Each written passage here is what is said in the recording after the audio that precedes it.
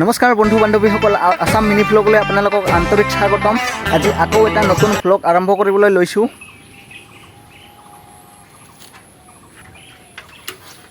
বন্ধুসকল, এতিয়া মই গৈ আছোঁ কঁঠালগুৰি।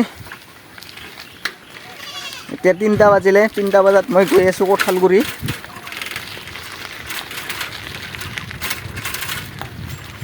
এইটো কঁঠালগুৰি আমাৰ ইয়াৰ পৰা বেছি দূৰ নহয় ন, তাৰ কাৰণে মই আজি চাইকেলেৰে কঁঠালগুৰি যাই আছোঁ। আজি মোৰ হাতত গাড়ী নাই।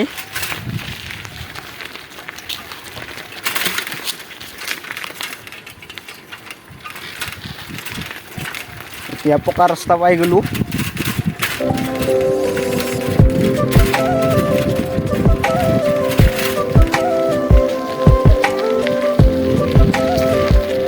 বন্ধুসকল, মই আপোনালোকক এখন দোকানলৈ লৈ গৈ আছোঁ। গেলামালৰ দোকান আৰু লগতে সূতা পোৱা যায়। মই আগতে কৈছিলোঁ মই এটা ভ্লগত, মোৰ এজন বন্ধুৰ গেলামাল দোকান আছে, তো সেইখন গেলামাল দোকানতে লৈ গৈ আছোঁ আৰু। এতিয়া মই গেলামাল দোকানখনলৈ আহি গ'লোঁ।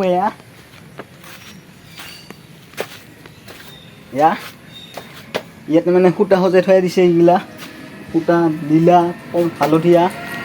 এই মানে মোৰ বজনো শুনিম ইয়াতে কি কি সূতা পোৱা যায়। এবাৰ কৈ দিয়ক মোৰ কেমেৰা ভালে।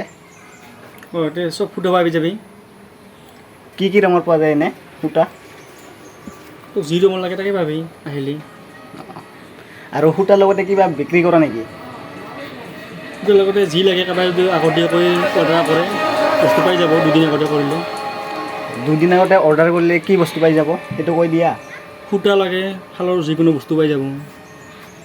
আপুনি কৈছিল যে ৰিহাৰ কাপোৰ, ৰিহা কাপোৰো পাই যাব, অৰ্ডাৰ কৰিব লাগিব। ৰিহাৰ কাপোৰো পাই যাব। গাইছ, আপোনালোকে এইখন দোকানত আহিলে লোকেশ্যনটো হৈছে, মই কৈ দিছোঁ এবাৰ, লোকেশ্যনটো হৈছে কঁঠালগুৰি। লোকেশ্যনটো হৈছে কঁঠালগুৰি বাজাৰৰ ওচৰত, হয়নে? হয়।